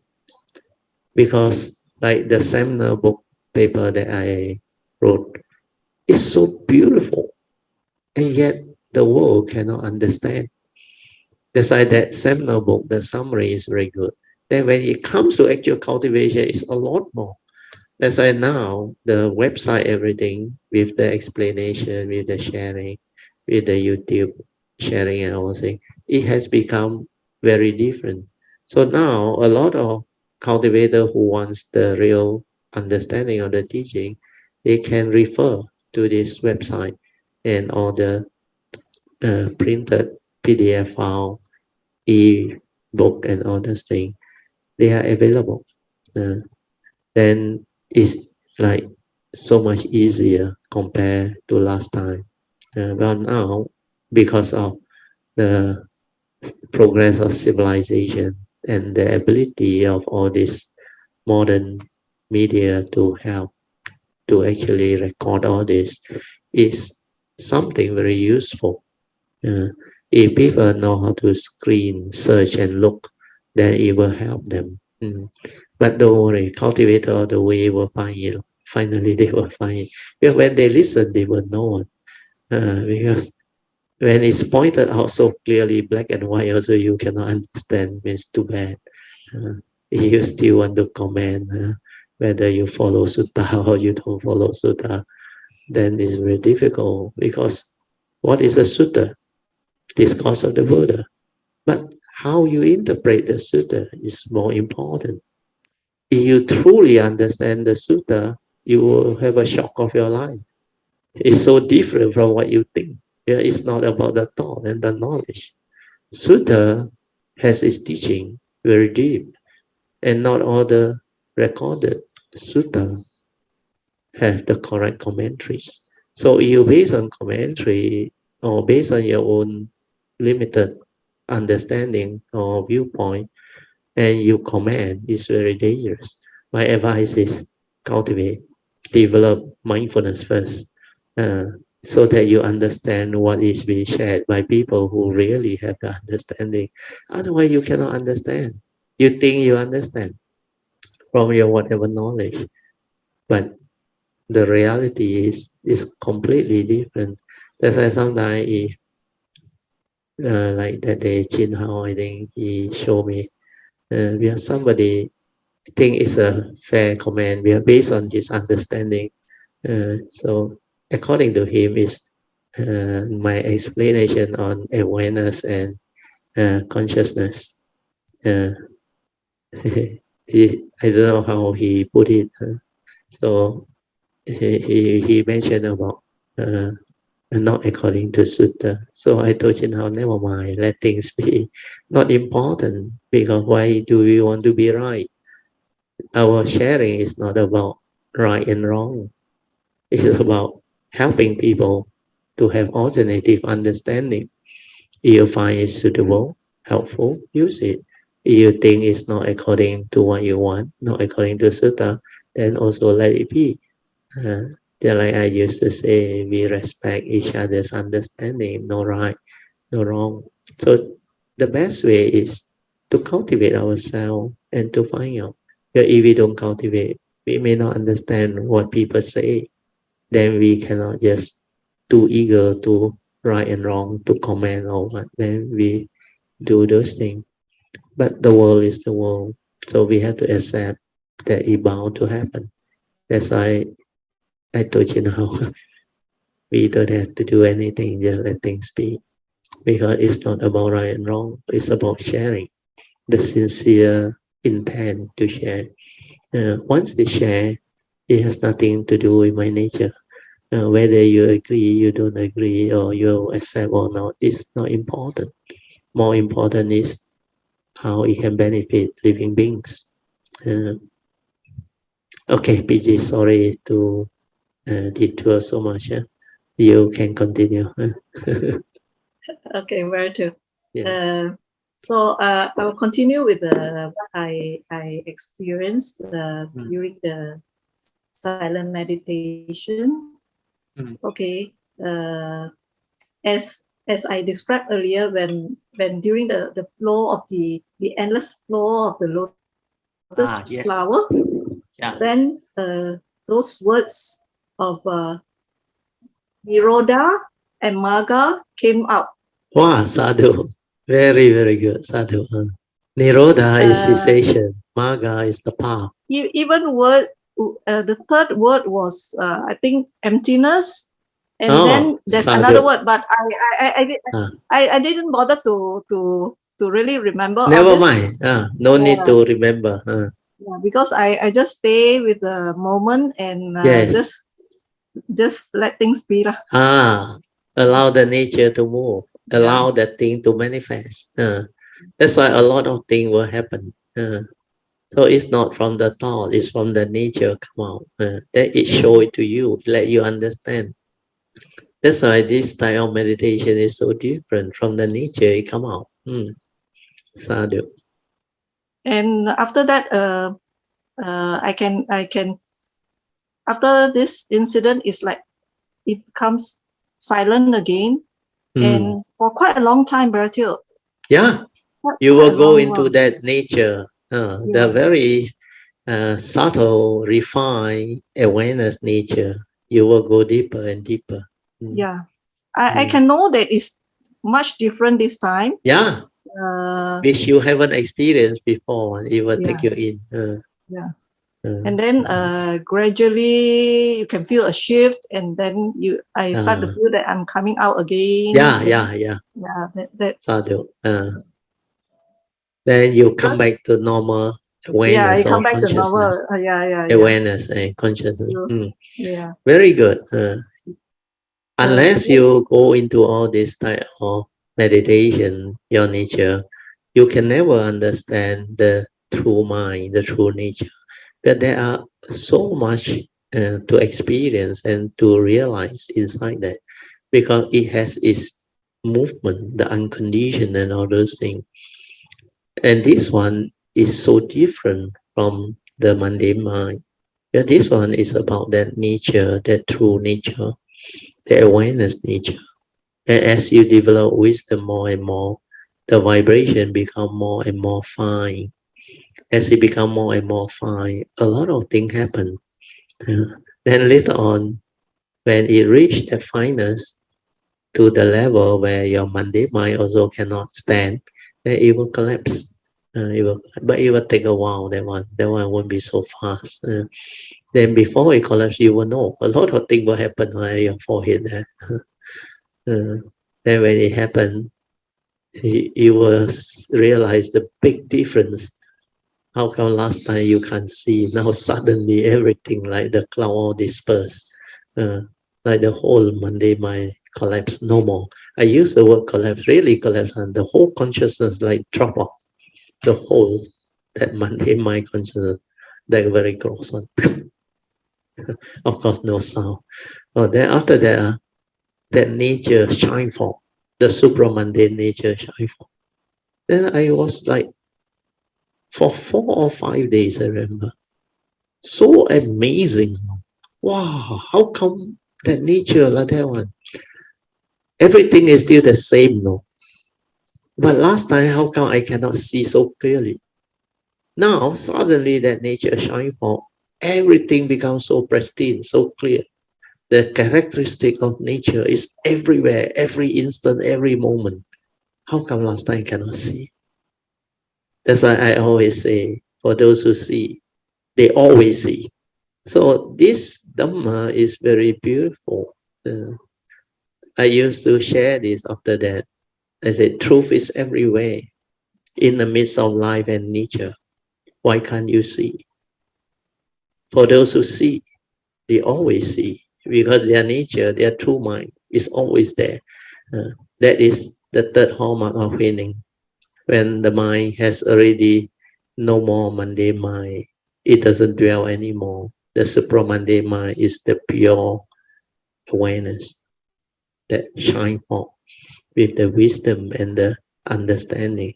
That's why that one, no more delusion, no more dwelling, no more of all those like very gross type of movement, agitation, vibration, all those, they will collapse because they cannot withstand that subtle transform vibration of our true nature, our true mind. So when your true mind, silent mind, awareness nature becomes so stable, when it is able to have that type of understanding and transformation, because this internal movement transformation has to go through the gateway.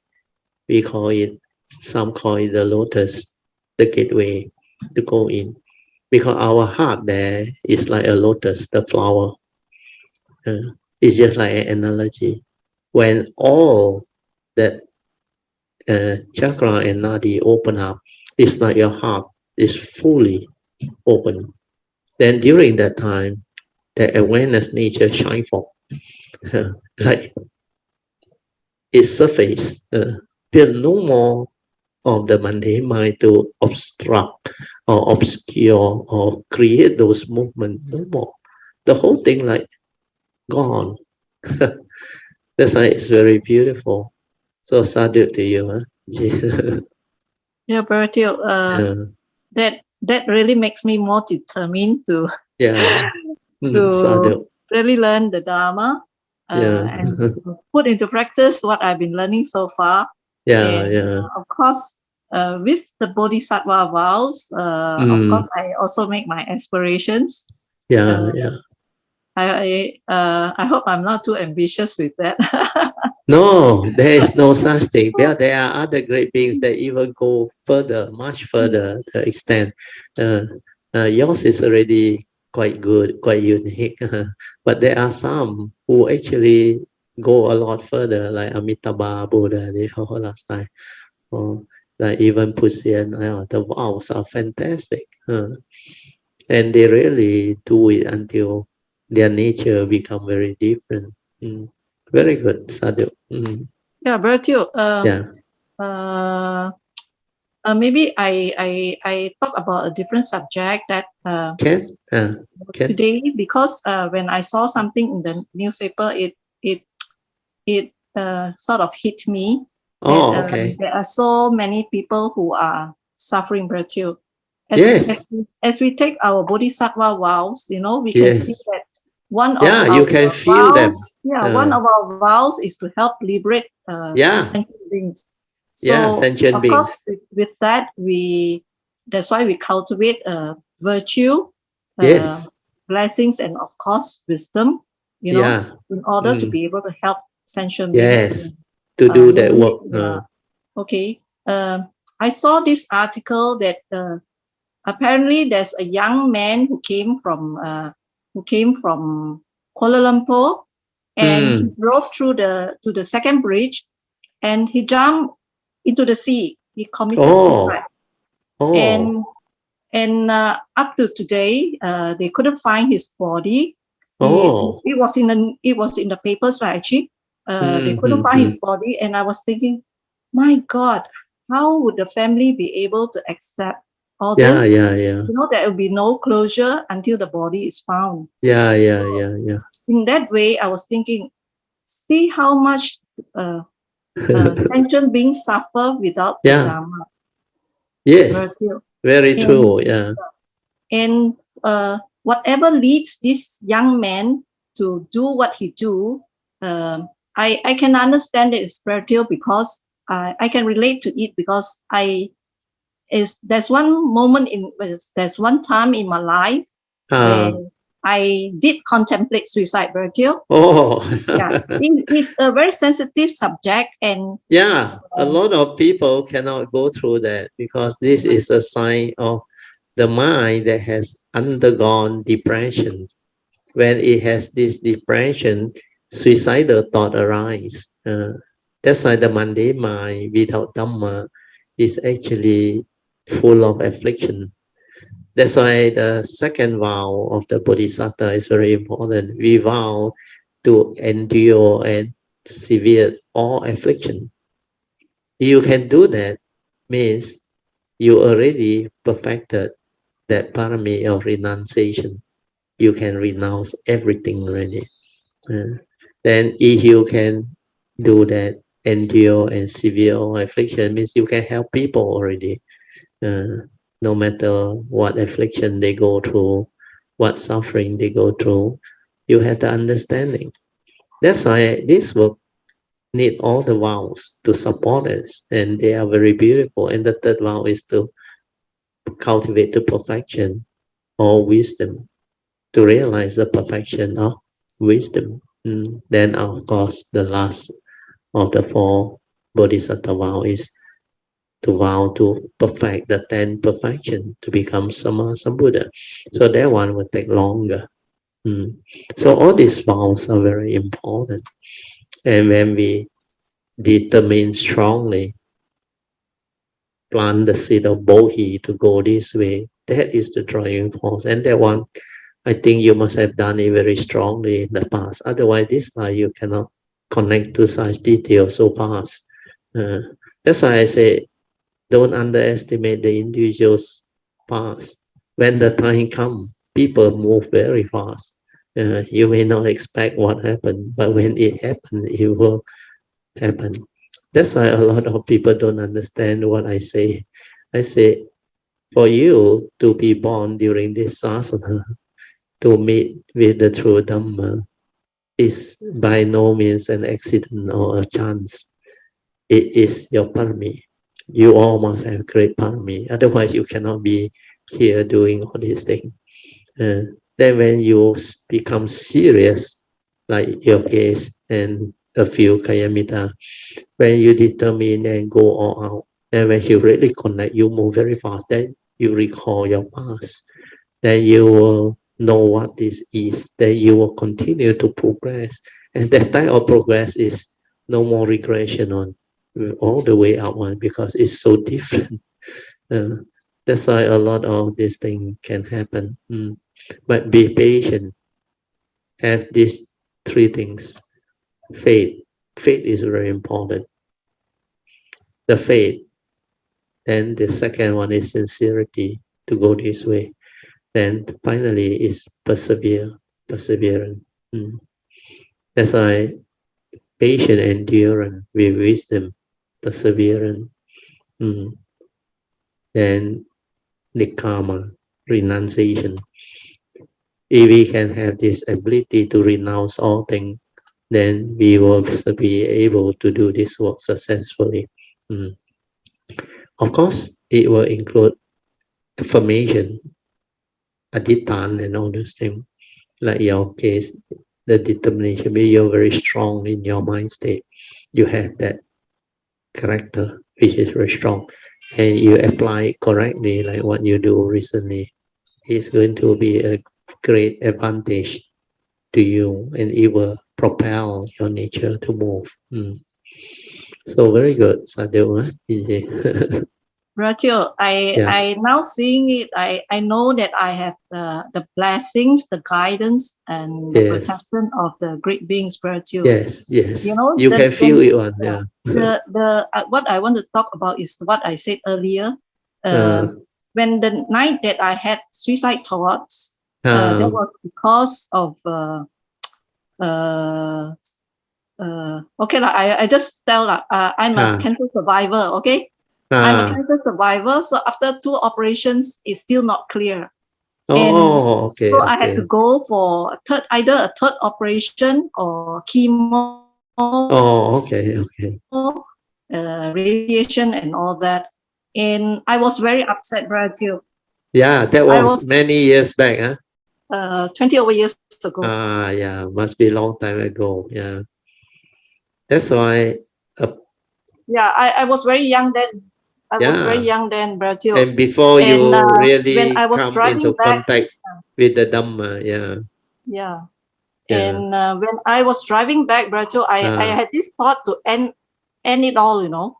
I told myself, I will just finish it, you know. And circumstances were such that, Brazil, If I have been driving in, let's just say, on top of a hill or something like that, Brazil, I will finish it off. Yeah. But I was driving on the busy road, Brazil, Yeah, going back from Jalan Pahang to PJ, so there's no way for me to do it. yeah. The jam, the traffic jam and all those No, things. not traffic jam, but it's like no way for you to bang anywhere or drive off to anywhere. You see.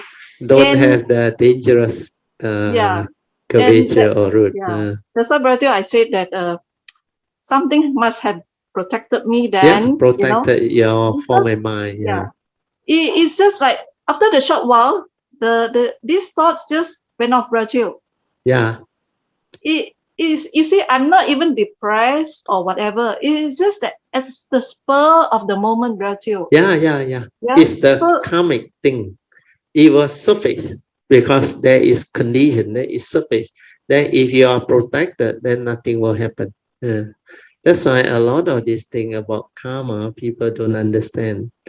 Because karmic thing, you have to be very careful. That's why the Buddha said, all evil has to be avoided.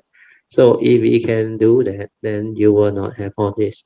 But as cultivator, you don't worry. Even initially, the initial years of the cultivation, sometimes all this like very deep past karmic thing, they will surface like this line, because when you were young, you haven't met the Dhamma and you doesn't know all these things. So karma will take its course. That's why you go through all this. Then like you say, your character has to be like that. It's because you want to survive. Because your career and all those things and your small size, and that is what you are. So it will have all those conditions behind, and it's also for you to see, for you to understand, so that later on when you connect and develop the understanding, now you look back, all this become very clear. So all this will happen to cultivator, which is something that will add on to your deep experience to understand suffering of living beings. True.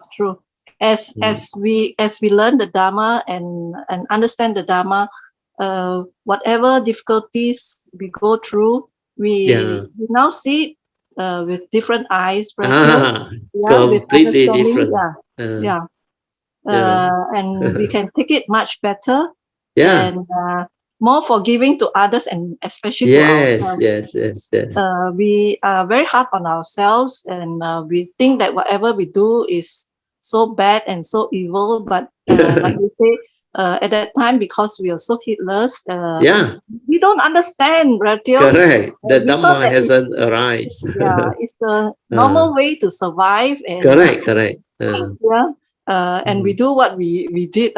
That's why your karmic past is unique to you. Alicia one unique to her. And mine is different again. As you cultivate, develop more understanding, you will receive the Dhamma very early. Then you will understand this very early. Like myself, I don't need to have suffering or problem to look for truth. Since young, my mind is already in that direction. After Form 4, Form 5, I start to inquire already. I like to look at the heavens, the sky, the stars and all those things. After I know science and geography, then I inquire, who am I? What am I doing here? Then inside that nature tell me, you must meditate to understand. Then I accepted that. Then when I was in Form 6, I received the first book, The Four Noble Truths, the What Buddhists Believe, by K. Sri Dhammananda, our late chief rabbi. The moment I read the Four Noble Truths, no need to search already. I know what that thing is already. And I don't have problem with life. That's why the truth come to me. And a lot of things just happen. Show it to me when I was young about karma and all those things. So everyone is different. For you, you have to wait till maybe much later part of your life to receive the Dhamma, like Alicia. But Alicia go through depression. You didn't really go through. You only have the suicidal thought. Then your life is based on your karmic past and all those things. That's why everyone is different. So you look at all the cultivators, they are different. Even Brother Song, Pojeng, many other Kayamita. Pojeng, before he really had the faith, everything, he also like doesn't know anything, like very new to the Dhamma. Then they always ask questions. I remember the first retreat. Then he very sincere, I remember, very naive. And he said, but I hope you don't mind. I very sore, very children. I need to ask questions. It's okay. We are these other people who have their past. Then when the time comes, they were sick. Then everything will unfold when the condition is there. So a lot of cultivators, they will come to know they are all different. That's why as we go through this training, this cultivation, this sharing, we will see everyone is different. All Kayamita.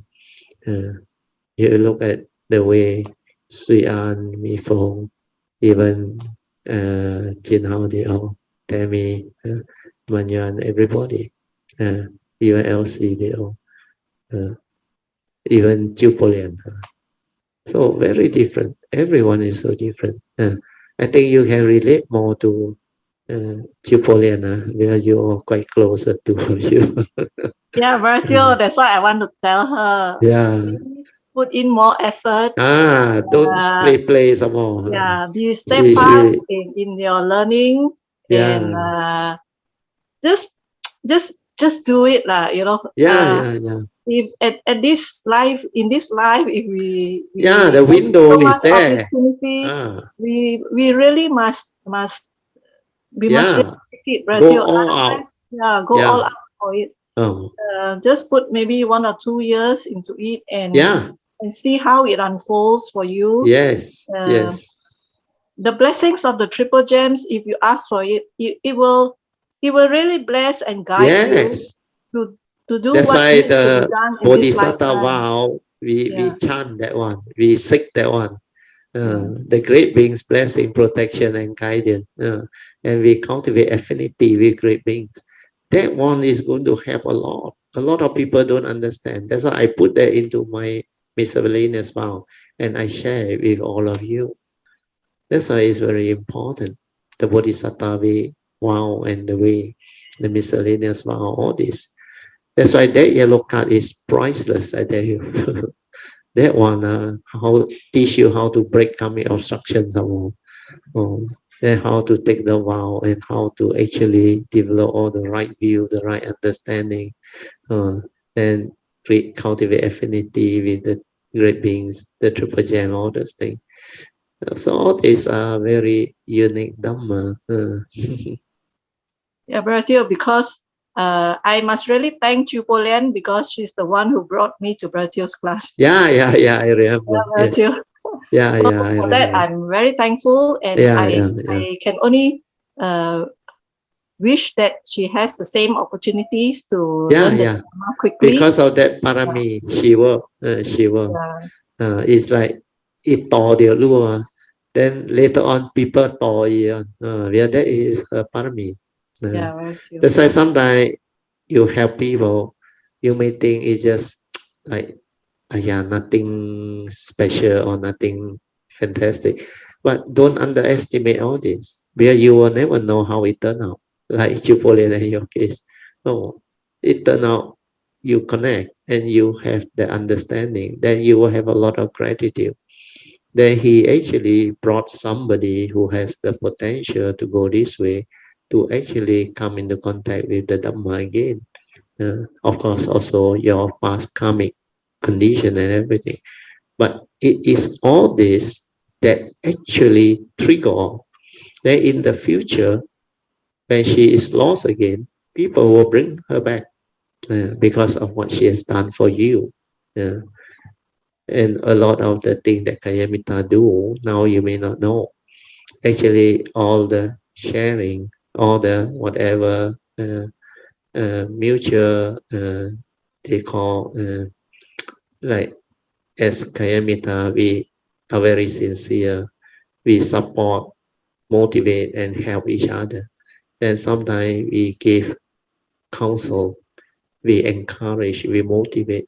And these are very beautiful, where we are all cultivators of the way. And we never know any of us, like what is predicted in this 妙法蓮華經.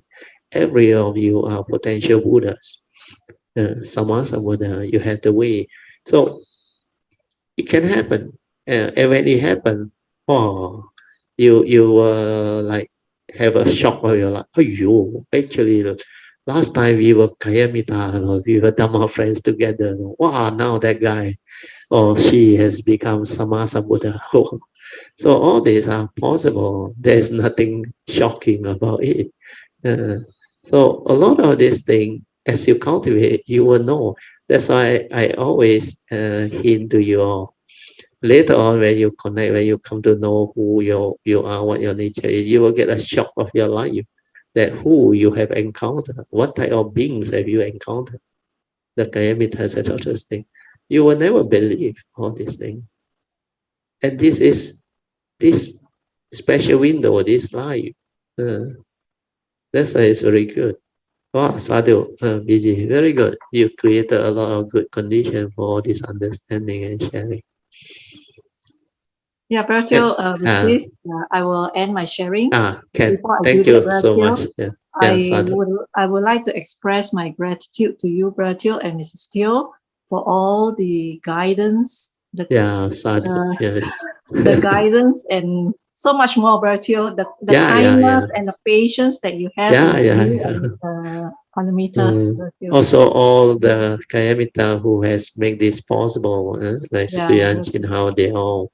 And even Chupolan and many others. That's why we should rejoice. The early ones who make this sharing with Brother possible. Yeah, possible.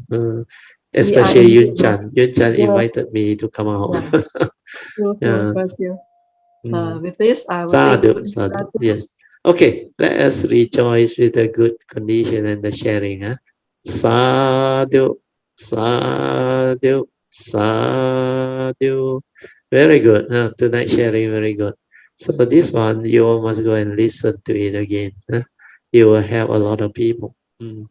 Even the first session, I explained the whole meditation one. Then when during the sharing, I explain again. Today's sharing is very exceptional. Together with PJ sharing, very complete in many aspects of the Dhamma.